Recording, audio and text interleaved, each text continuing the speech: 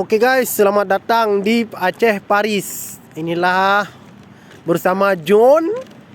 Kami sedang mempromosikan ke 5 benua. Jadi kita tak perlu lagi ke Paris guys untuk melihat Tower Eiffel. I'm in love.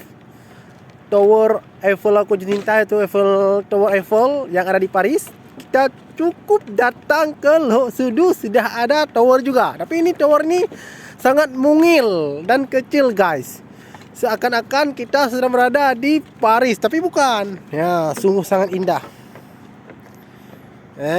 Lok Sudu, Lepung. Lewat Lok Nga guys. Guys.